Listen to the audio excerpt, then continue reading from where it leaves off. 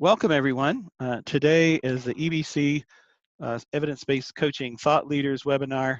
Today we have Eric Ostrowski, and he'll be speaking about group coaching for meaningful learning and change in entrepreneurs. So quite a mouthful, and we're excited to have Eric here. He's a prominent member of Fielding. He's a graduate of the PhD program as well as EBC program, and he'll be talking a little bit more about himself and his research tonight on group coaching. And for those who don't know me, I'm Dr. Terry Hildebrandt. I am the director of the evidence-based coaching program at Fielding, and also faculty in the PhD program, teaching the evidence-based concentration. So welcome, Eric. I'm going to go ahead and turn this over to you. And we look forward to hearing about your research. That's great. Great. Thank you so much. I'm really excited to be doing this and grateful for the opportunity to talk with the community. I'm just going to try and let me see here if I can get this going. Try and get my slides up here so you can see them. And all right. Are you seeing this, Terry? Yes, it looks just great. Thank you. Perfect. Okay, very good. So tonight we're going to talk about setting the stage for effective group coaching. Yeah, it's just really a pleasure to be here with you all and to have a chance to share some of what I've learned about this over the last 10 years practicing and then more recently studying it for my PhD dissertation. There are three sort of overarching questions that I'd like to address tonight. The first is, how do we recognize or define effective group coaching?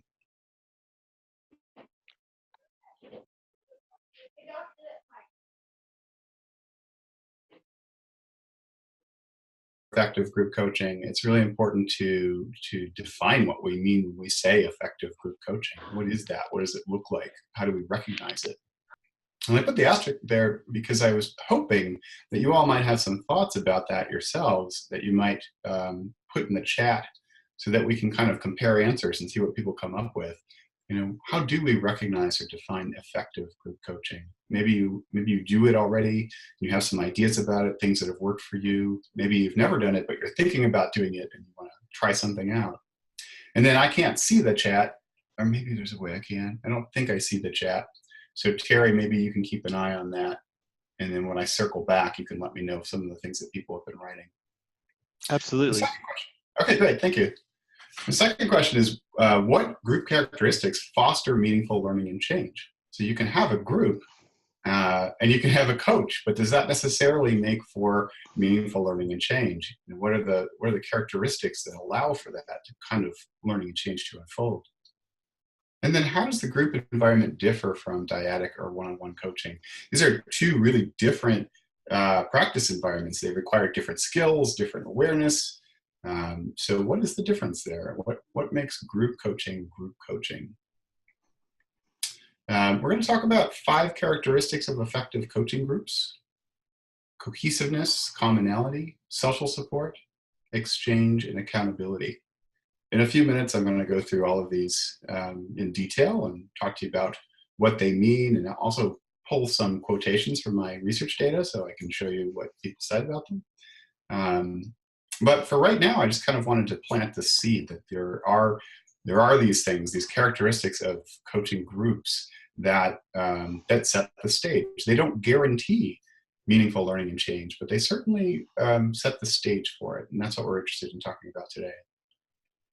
Just a little bit about me, since I didn't introduce myself before. I've been in the field for about 20 years now. I am a graduate of EBC cohort 12 from 2011 with Hank. I got my PhD last year from Fielding. I'm adjunct faculty at Assumption College in Worcester, Massachusetts, where I teach in the accelerated MBA program. And my professional practice is Verve Coaching. I work mainly with entrepreneurs doing leadership and business coaching, one-on-one coaching, and group coaching. So when I started working with entrepreneurs about maybe 15 years ago, one of the things that popped up to me right away is how the types of problems that they would talk about were so similar. They all seem to be grappling with the same types of challenges and problems. So things like dealing with the uncertainty of the business environment, dealing with people problems with maybe staff members or business partners or clients or vendors, finding out how to avoid common mistakes, that sort of thing. And really isolation, feeling isolated and alone, having no one to really talk to, where they could let down their guard and talk to people. So very similar problems, but when I would try to reflect that back to them and say, hey, you're not alone in this. This is just par for the course. This is what it's like to be in entrepreneurship. You're not doing anything wrong. There's nothing wrong with you. I would try to have these conversations with them. And the thing is, what I found is it was really difficult because most of them believe that their problems are personal. They believe that, there's something deficient about them, and that's why they're having this problem, and, therefore it's only them. So this made me really think, if I can't convince my clients that there's, that these problems are common, that they're shared, how do I do that? How do I get them to see that? And so I got the idea to bring multiple entrepreneurs from different businesses together into a group and coach them that way, where they can hear their peers speaking through, the problems and challenges that they experience, and where they can hopefully get a sense that they're not in this alone, maybe share some knowledge and expertise to help each other, and learn vicariously through each other's experiences. So that was the goal. I started doing that about 10 years ago, and I've been doing it ever since. It's a great quote from a study that I read. It's not about having someone to talk to about business. It's about having someone to talk to about problems. So for entrepreneurs, and I think probably other populations too, but entrepreneurs really need to kind of keep up their game face and have that sort of, that sort of protection around them in most of the relationships that they have, most of the business relationships that they have. There aren't many places they can go to actually, reflect critically and talk about the problems that bother them the most. It's really difficult to find a place to do that. So that's the idea. Can we provide that place through a group? So let's take a stab at defining group coaching, because if you've been into the literature at all and taken a look around, the definitions are all over the place. There's lots of people defining group coaching in different ways. Some of those definitions are even conflicting. So it's a little tricky to kind of say, well, what is this? What are we really talking about? And the definition I like of group coaching is it's the application of coaching principles to a small group across multiple sessions, facilitated by a skilled professional, and in service of individual, collective, personal, and/or organizational learning and goals. So this definition includes the coaching of intact work teams in organizations, something we call team coaching, right? But it also includes coaching with other types of groups where maybe people don't belong to the same organization, or they come from different organizations, or maybe it's not even organizational in focus. So we call that type of group an unaffiliated group, where there's, in most cases, no affiliation between the group members outside of the coaching group itself. Excuse me, sorry, I've had a cold for a couple of weeks, and I'm doing the best I can to keep my voice working here. I'm going to sip some water and make sure it keeps working. Okay, so we've got a definition. Just to break down a little bit the differences between working with unaffiliated groups and working with work teams and team coaching. The focus for unaffiliated groups is on individual goals and objectives. Relationships, like I said, are bounded by the coaching agreement. Settings can be very diverse, so they're not necessarily organizational or business focused. And it's a horizontal approach, which means that all of the group members are at comparable vocational levels, and there's no hierarchically senior manager or team leader that's in the room with them. By contrast, coaching work teams, you've got usually team level goals that are shared by all the team members. The relationships are usually pre-established because they're working in the same organization. The setting is organizational. And the approach is vertical, meaning that it's focused upward toward the team leader's goals. So you can see just by kind of looking at these different these different characteristics, these are really different practice areas. But there hasn't been a whole lot of research and theory kind of looking at, well, what's the difference between practicing in one of these areas and the other? What distinguishes them? And particularly unaffiliated groups have not received a whole lot of attention. So that's what I wanted to study with my dissertation. So coming back to the idea of effective group coaching and what is that? I'm wondering, Terry, did we get any responses in the chat? Absolutely. There were a number of questions that people had. Is this team coaching or individuals receiving coaching in a group? So a format, so I think you answered that one. Yeah. And then there was also a question, AHA for me includes team coaching but is different. Yes. And then lastly, it's group coaching is not a team, but a number of individuals with a common issue. Yeah, very good. Yeah, that's excellent. So my research kind of pointed to some other definitional characteristics of effective group coaching, and I'm going to share those with you now. Effective group coaching taps into the generative capacity of the group. So in these groups, there's a multiplicity of perspectives and experiences, and people are able to draw from those and use them to stimulate reflective thinking, critical reflection, so that they can learn. They avoid groupthink, right? So they're making use of all those different perspectives, even when the perspectives might be challenging or difficult to integrate. Effective group coaching supports higher level learning. So the idea of higher level learning kind of goes back to Bateson's work on learning levels. And then it was adapted by Argyris and Schoen in their model of single and double loop learning. The idea of single loop or lower level learning is that it's adaptive. So we're making changes to actions or strategies based on our observations of the consequences of past actions. So we try something out, it works or it doesn't work, we learn from that and we change what we do, right? If I have an app on my phone that's not working, keeps crashing every time I try to open it, then eventually I'm going to learn not to use that app. I'm going to try a different app and see if that works. That's adaptive learning. It's lower level. What we're going for here, and certainly group coaching has adaptive learning. It has lower level learning and a lot of it. But what we're trying to accomplish here is higher level learning, which involves critical reflection and looking critically at the assumptions that underlie our ideas about what is effective action. So looking at our underlying beliefs, our underlying assumptions, and how those shape how we approach our work or how we approach a challenge or a problem. So we're looking for coaching groups that support that kind of higher level learning. And it's rare, especially for entrepreneurs, to have that because critical reflection takes time. And entrepreneurs don't have a lot of time. They're very busy.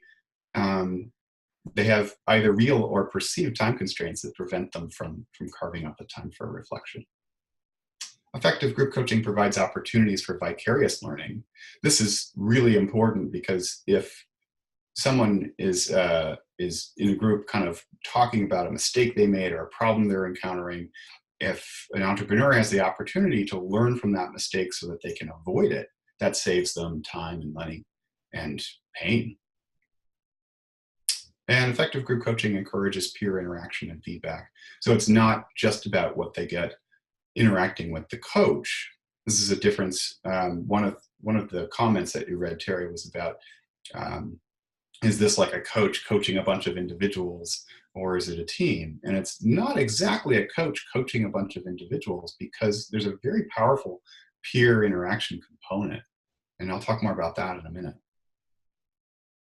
So this kind of leads me to the purpose of my study, which is to explore group coaching as a setting for entrepreneurial learning and change, especially higher level learning, which is rare for entrepreneurs.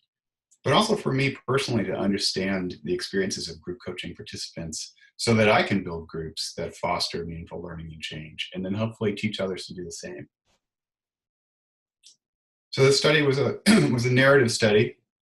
Narrative research assumes that the way human beings make sense of their experiences and organize their experiences and assign meaning to their experiences is through the telling of stories. And so we're looking to collect rich, detailed story data. We're looking at the sequence of events, the consequences of human activity, the intention behind action, looking at all those things in narrative research. And it can lead to knowledge that's very general, a theme, sort of general type of knowledge, or something very specific, like, very descriptive account of a particular instance or a particular phenomenon. I used semi-structured interviews, which basically means that I talked conversationally with my participants. It was a back and forth sort of conversation with a couple of predetermined questions, like how did you become an entrepreneur, and describe a defining moment in the group. There were 8 entrepreneurs in the study.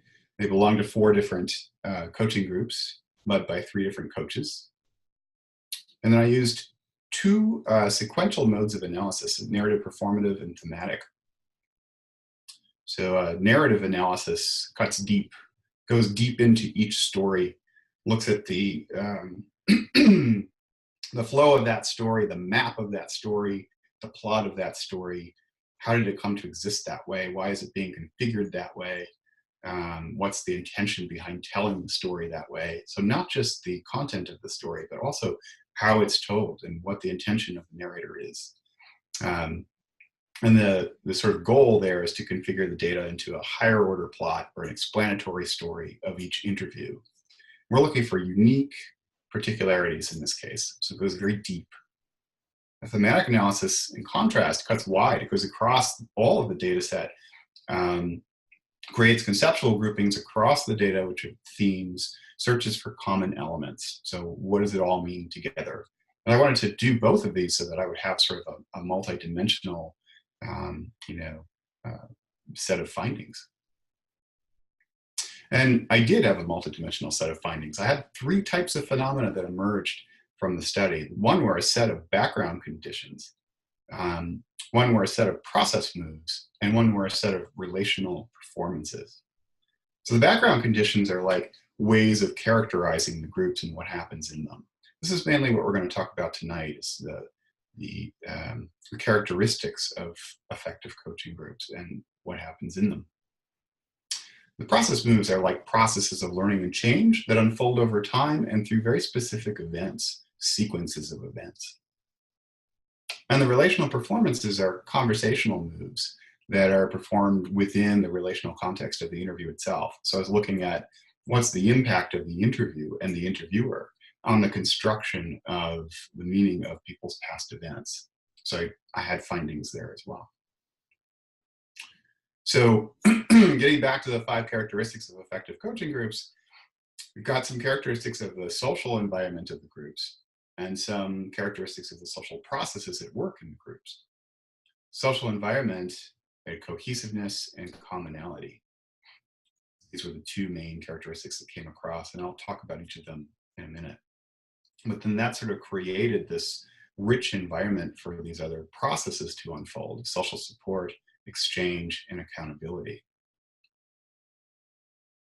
So cohesiveness refers to the warm and caring relationships with other group members, fondness for the group itself, appreciation for the group, sense of belonging and friendship. So really feeling like this is my group, this is our group, I belong to this group. It's a very powerful and important feeling, especially for entrepreneurs who are generally very isolated, to have a sense of belonging. So here's a quote from Belinda. She said she didn't really know people at first, but now we're a close-knit group. She talked about this group of people where you develop relationships where they're looking out for you personally and for your business. So both, even though it's organized around business coaching, they're looking out for one another beyond just the businesses. And then just, she had a hard time imagining not having the group. It's sort of great example of cohesiveness, just recognizing the value and affinity that she has for the group itself and for its members. Ted said, these people, they're not just people that are there. They've become my acquaintances or my colleagues. he said it was uncomfortable at first. He didn't really want to go, but once it became comfortable, you know, he really started to feel like it was his group and like he belonged there. So again, that sense of belonging. Commonality is the idea that peers share similar experiences, goals, and challenges. So being able to relate to the peers in the group, their experiences, their goals, their challenges, and feeling like their experiences are understood by others. And that leads to this kind of common bond. Like we've all been through it together. We've all experienced that, you know, this common bond with peers. And a feeling like they're not alone. Like we're, you know, we've all had some part of this. We've all experienced this in some way. There's this great quote from Irvin Yalom. There is no human deed or thought that lies fully outside the experience of other people. And that's what we're getting at here with commonality, is that no matter what you think about this experience or this challenge or problem you're experiencing, someone here has probably experienced something like that and can relate, and we can probably all relate. There's a couple of quotes on commonality. Because we were in similar situations and had like-minded goals and objectives, we're experiencing the same kinds of challenges and obstacles. It felt like I was there to support someone who was going through something and giving the expertise that I had and the experience that I learned, and I was getting that in return. It's interesting that Eleanor talked about giving first and then getting back in return, that a core part of the value of the group for her was the opportunity to give, to enable people to learn from her experiences. Pierre talked about being honest about his shortcomings and having other people do that as well, and how that leads to sort of a bond. Just being honest about your struggles, and kind of creates this sense of community. And he says this is great. Oh, I used to think all my inadequacies were mine on my own little desert island, and now I realize that no, these are the things that everybody's facing. No, you're not alone in this. So that's commonality. So then we move into the social processes at work in effective coaching groups. The group can be a source of personal and or emotional support and encouragement for group members. This is really important to people, that it's not just about business, it's not just about goals or getting things done. There were also times when when my research participants really needed emotional support or encouragement from group members, and they got that. And it's a really potent aspect of the group, whether they're receiving that social support or giving it. So it goes both ways. This is an example from Rigsby talking about one of the people in her group. His spouse has a lot of issues with his entrepreneurial side. Things that, like, it's more than just your business. It's like business is affecting my family, my spouse, you know, how am I going to deal with this? So bringing those complex personal problems and challenges and getting feedback and support. Comparisons to therapy. Some of those sessions were a little like therapy, emotional type support and encouragement. And this is a great quote from Scott. He talks about this woman who's going through something really tough. And there's one night in the group where they all just kind of tried to help her. She talked about her experience, and the whole group just focused on her and tried to boost her and help her. And then he says something really amazing. He says, it was a really great session. So you might think that a great session is one where Scott himself received a lot of coaching or got a lot of attention from the group, right? Got some questions answered, got some ideas or something. But he's saying that, you know, a really great session for him was one where he was able to make a difference with someone in the group, where the group got to contribute. So there's this collective sense of social support. And then Belinda talks about health issues she had, and the group being really supportive of that, and just knowing that there are people out there that care. So that's the social support. Exchange is like a vibrant interchange of ideas, information, and feedback. Ideas can be practical, concrete business advice, you know, that kind of idea. It can be information in terms of resources, people to talk to, books to read, that kind of thing. And feedback, which can be supportive, can be challenging, you know, can be abrupt, can be soft. There's lots of different ways feedback can look. Exchange is reciprocal in nature, so it's going both ways all the time. Across all that social interaction in the group, they're all kind of giving and receiving ideas, information, and feedback. Again, Bateson kind of comes into it. The news of a difference, right? Your information that maybe changes your point of view or shakes up your way of thinking about something, sort of provides a stimulus for learning and change. And peer consensus, which turned out to be really important in the study, the idea that feedback from a group of peers was far more powerful than feedback from the coach alone. And this sort of echoed my own experience with clients, where like they wouldn't believe me when I told them that everybody has these same problems, but they would believe it when they heard their peers in the group talking about it.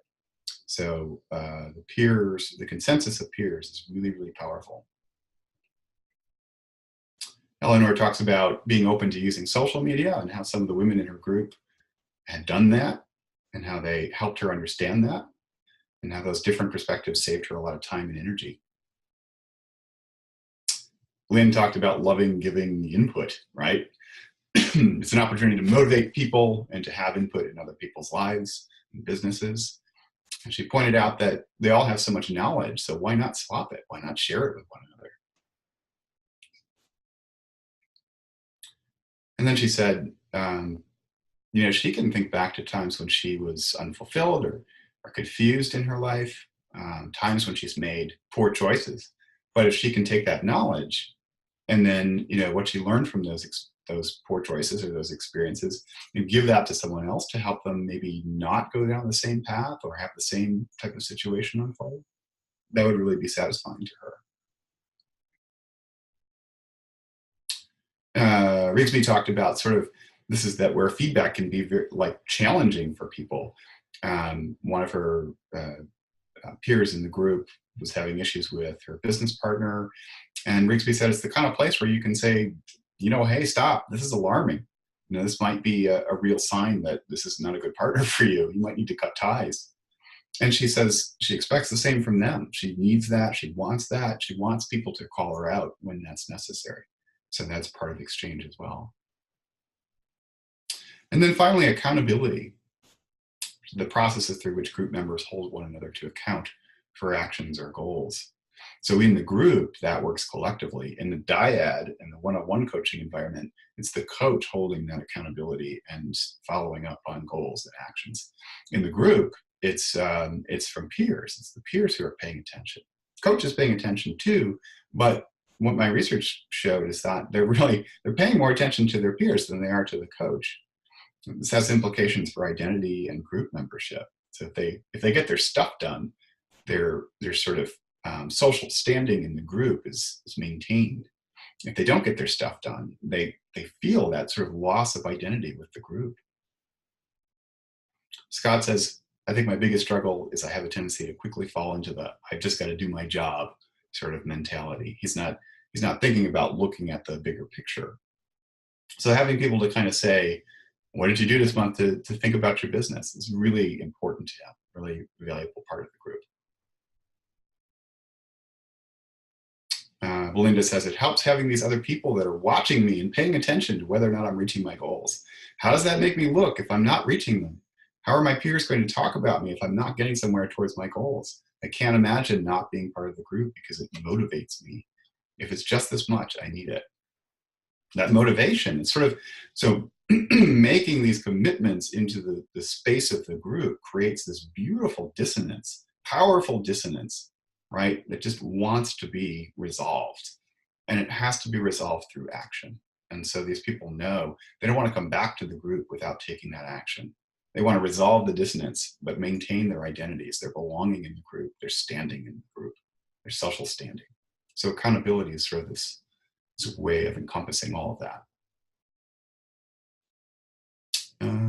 Yeah, right. And Eleanor too says, she didn't want to disappoint the other women in the group.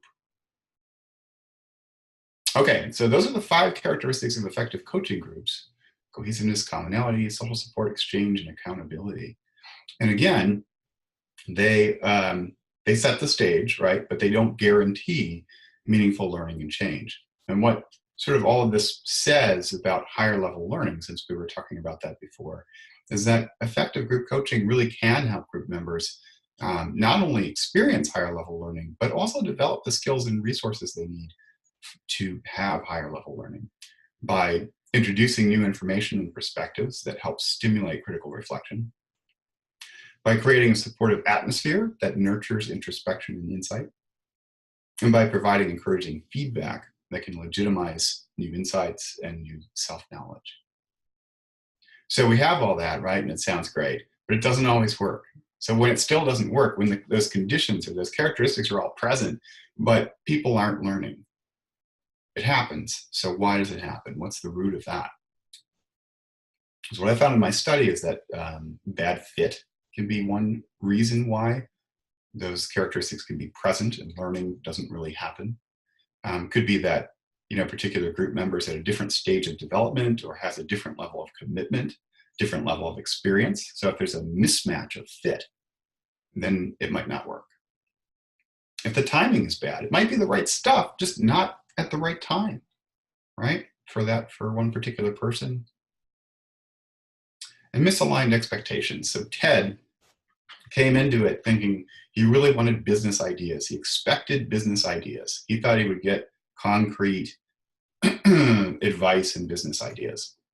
And he was in this group for months, and the only idea he could point to was sort of this creating handwritten postcards for to send to prospects after meeting them to thank them for their time, which is a great idea. It's excellent. But then I asked him if he'd implemented that idea, and he said no. So he'd been participating in this group for months and really hadn't enacted any change. But then when I pressed him on this, because I really wanted to understand, why do you keep going? What are you really getting out of this? And it finally became really clear that it's just the experience of belonging. It's so valuable to him to have a place where he can talk, where he can be understood, where he feels like he belongs. That's what he was really getting, but it didn't really match up to his expectations, so he wasn't seeing the value he was getting. Okay, a couple of takeaways. We're wrapping up here. So experiential learning in this setting doesn't necessarily depend on one's own experience. This is one of the big things that helps differentiate group coaching from one-on-one coaching. It's about other people's experiences too. There's rich opportunities for vicarious learning. These characteristics help distinguish group coaching from one-on-one coaching, right? So all these things are fundamental to groups and not really as present in dyads. Accountability, yeah, but not that collective accountability. When these characteristics are present, they set the stage for both lower and higher level learning. But the presence of these characteristics doesn't guarantee meaningful learning and change. And then finally, for anyone who's finding this interesting or who's working with unaffiliated groups, I really suggest that you look into the group counseling and group psychotherapy literature. It's so useful, and there are so many concepts that sort of overlap or echo what I found in my study and what other studies have found. It's the right stuff to know if you're working with groups. So that's it. I hope this has been valuable and that you got something from it, and I hope the sound of my scratchy voice hasn't been bothering you this whole time. But if we can probably go back now. I'll stop sharing and we'll take some questions and have some conversation. Great. Thank you, Eric. That was wonderful. I really appreciate you coming and sharing your research. Invaluable, really moving forward group coaching and both theory and practice. We did have a number of questions in the chat room, so I just want to address a few of those before we go to the open verbal questions. So first of all, one question was, how do you distinguish between team coaching and team dynamics / team building? And that's from Lily Cito. Yeah, honestly, that's not my area of expertise. So I don't know how I would distinguish between those different, team modalities. I think my work was more about looking at non-team groups and the differences of coaching those types of groups. Right, absolutely. I would love to just hear other people's opinions about that. If anyone else has a thought. My own example, I've done a lot of team coaching, but relatively little group coaching. It's been almost all team coaching in my own career. And And I find team coaching, there's a common purpose within the group, and they're trying to develop their working relationships in order to produce results around their common purpose, Yep. where group coaching seems to be something different, that there's a common issue, but they're not necessarily creating any output. That's right. There's no shared result or shared goal that they're all pulling for or trying to produce. Yeah. Other than maybe learning or personal development, but it seems like Yeah. it's like a lot of people in the same room going the same direction, but not necessarily with the same results. That's right. Yep. Yep. I would say so. And also keep in mind that group coaching, the way we've defined it here, is a broad sort of category. So it includes team coaching, includes some types of peer coaching. And then we just happen to be talking about a specific kind of group here in this study, these unaffiliated groups with entrepreneurs. And unfortunately, there's no easy way to just shortcut that and say it in 2 words, We also had a question from Bev Pollen. Was the group coaching face-to-face or virtual? And do you have a perspective on these different formats for group coaching? Yeah. So it was both. Some of them were virtual, some of them were face-to-face. And in my own work, I do all face-to-face.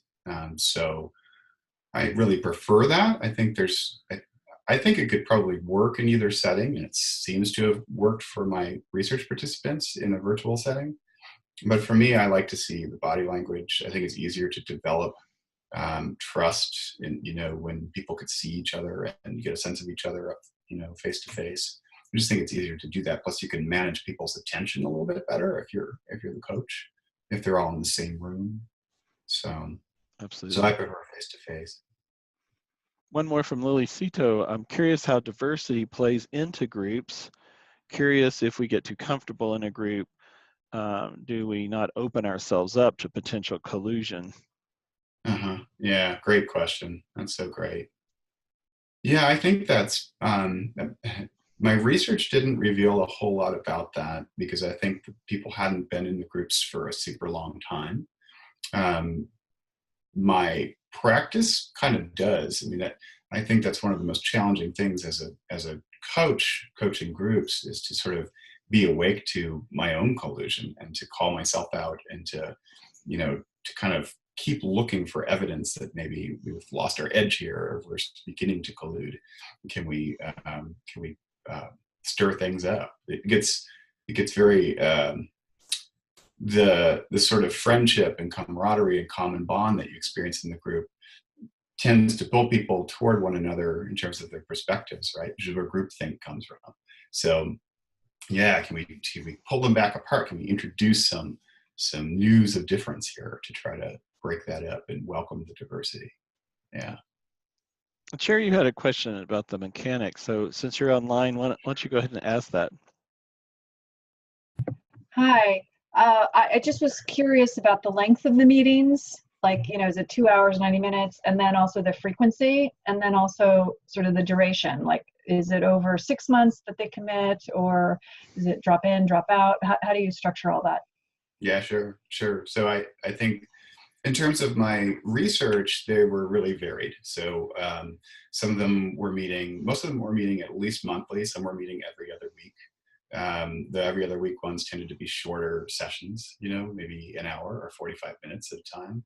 Whereas the monthly ones would be longer, maybe 2 hours, or maybe they would be 2 hours, but they would run over and keep going.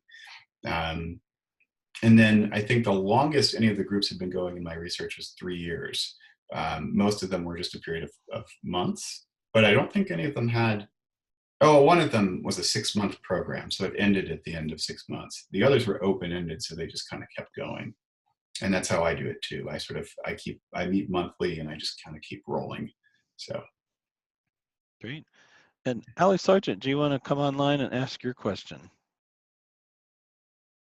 See here. We see you. Did I make it? Okay, great. I'm curious to know about, you talked about the relation, how you had a number of different results. Yeah. And I was curious about the relational performances, your relational performances findings, and if there are some things that you can bullet point for us. Yeah, sure. Yeah, so Thanks, Allie. I came up with 3 different sort of examples of relational performances that emerged from my interviews. And now I'm going to have to try to remember them because I didn't have that prepared. But one of them I remember was about defining entrepreneurship and defining oneself as a successful entrepreneur. This was Eleanor, who I was talking with, and she, at one point in the interview, just through my questioning and her answers, she kind of came to define her view of a successful entrepreneur. It was just part of our conversation, and it went by, and we kept talking about other things. And then toward the end of the interview, she was talking about an example of having taken an idea and implemented it, found a market for this idea and made it a part of her business, and then started to develop an income stream and prosper from it. And so she was telling me this whole story, and I said, well, what can you say about yourself as someone who did that?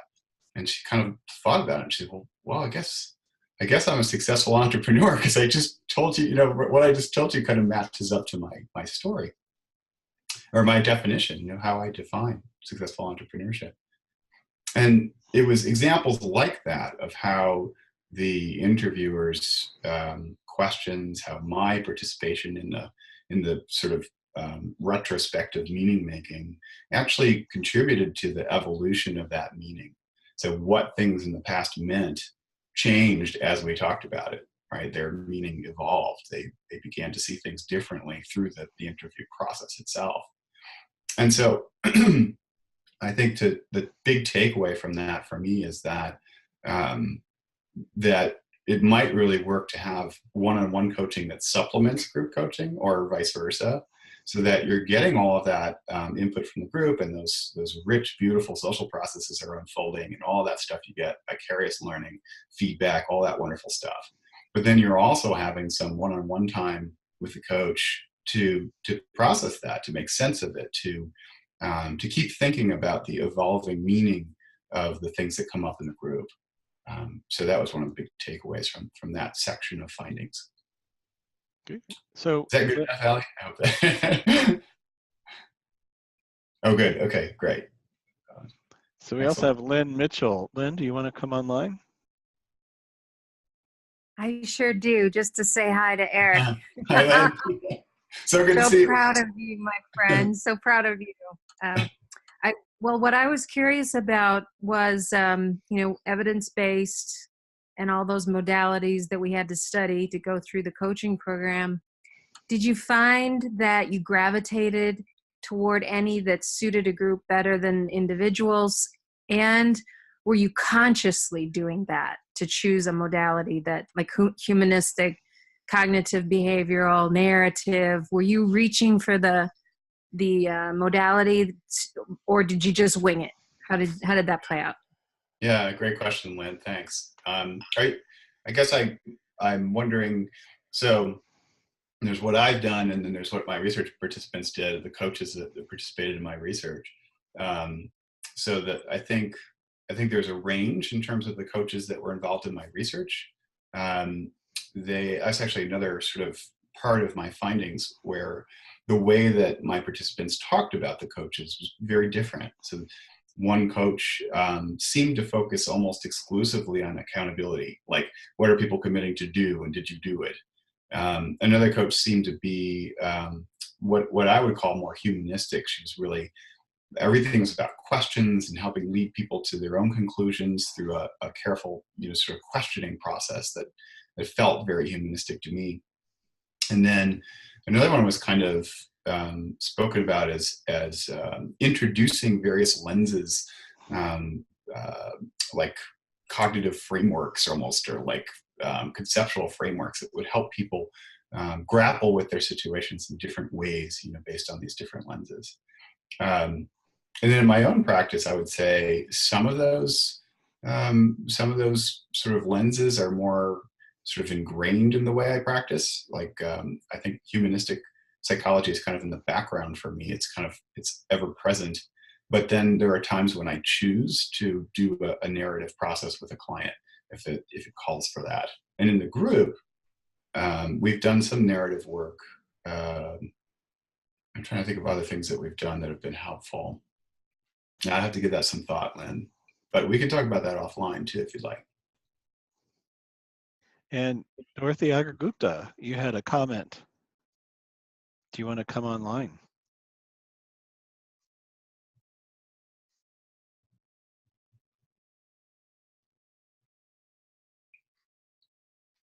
Oh, maybe she's on mute. While we're waiting for Dorothy, anyone else that would like to ask a question? I'm here. Sorry, I had to Dorothy. step out for a moment. Hi, Eric. I'm Hi, sorry, Dorothy. I didn't hear what you said. Oh, we were asking if you wanted to share your comment that you put into. Oh, yeah. We actually, one of the things that my research now is about is women entrepreneurs. And we have a session coming up at the International Leadership Association with 6 of our alumni women entrepreneurs, and it fits totally with quite a bit of the research now on women entrepreneurs and their paths to developing the entrepreneurial identity. And the example that you gave fits it perfectly. And we'll have a session at summer session with alums and a few students also as part of the piece. And the kind of coaching that you're doing helps, I think, open up that breakthrough of, yes, I am an entrepreneur. And the other piece that really shows up with this pattern and this pathway in a lot of the existing research is that the women entrepreneurs that are being studied, not by me yet, but by a lot of the others, including Mauro Guillen, they all have a higher purpose to their entrepreneurship. It's not for themselves to make money. It's for themselves to fulfill themselves and to do something good in the world. Yeah. So I just was so excited to hear that and to see you, of course, Eric. It's great to see you too, Dorothy. Yeah, that's such an excellent point. And there was a big, for this presentation, I really wanted to focus on these 5 characteristics that came up. But the process moves that I found, the way that learning sort of unfolded in relation to the experiences that group members were having, showed a lot of that identity development. So it was definitely in there. The way that an experience kind of impacts action, thinking, and then eventually sort of trickles down into their sense of who they are as an entrepreneur, that was very much alive in my research. It's cool. And it sounds really exciting, Dorothy. Sounds great. Yeah, it is. And it's very much, I think actually all fielding students and alums are entrepreneurs. In order to just even become a PhD, you have to be an entrepreneur, I think. Yeah, that's good. It's very common for coaches, especially EBC students, to start their own coaching business. And of course, we'll continue to talk about that over time. We probably have a time for maybe one more question. Anyone else have a burning question for Eric tonight?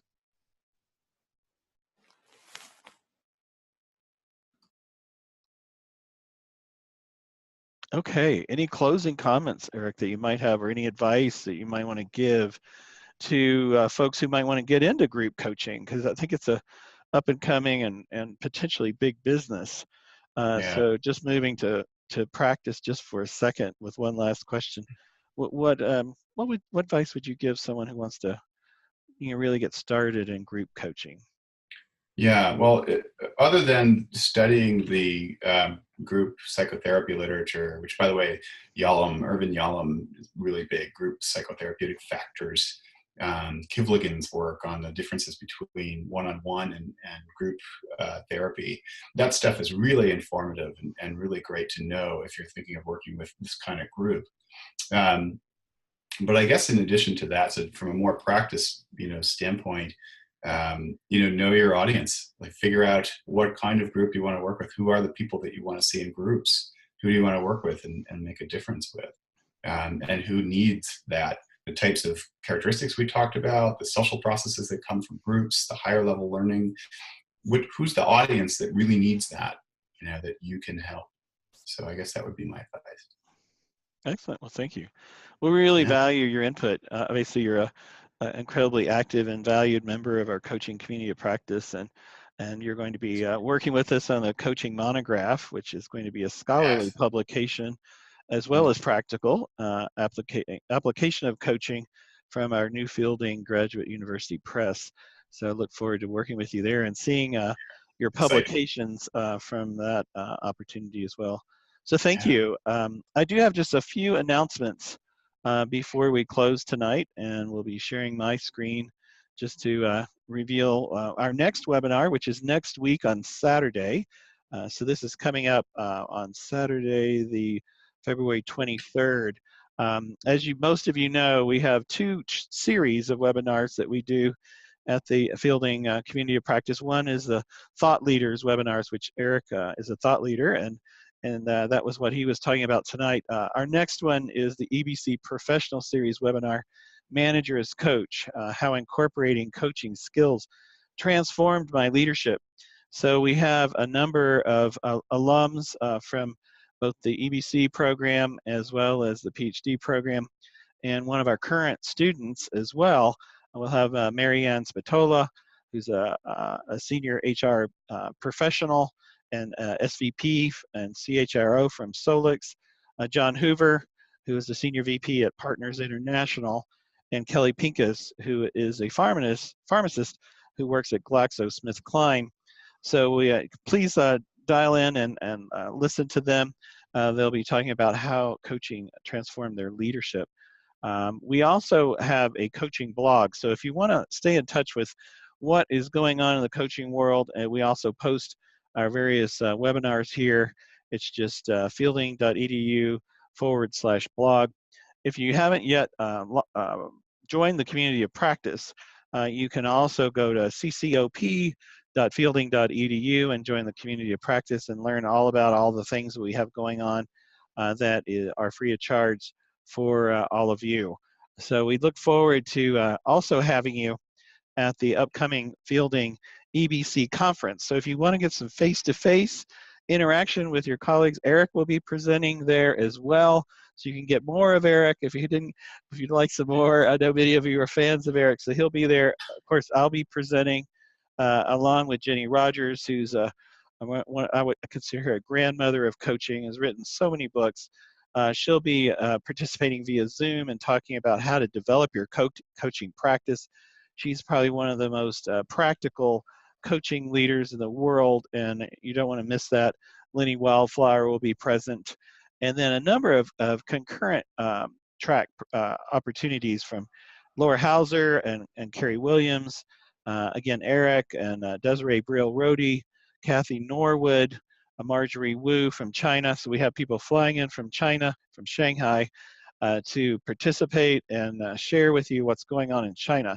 So this will be a very exciting opportunity to reconnect with your friends and peers, build new relationships, and it starts with Friday on May 10th. We're doing it at the beautiful Hyatt Centric Hotel right on East Beach in Santa Barbara. So you'll have a view of the beach the entire conference. And you can come early if you want to do some wine tasting in the Funk Zone, which will be a really fun add-on event from 1 to 3.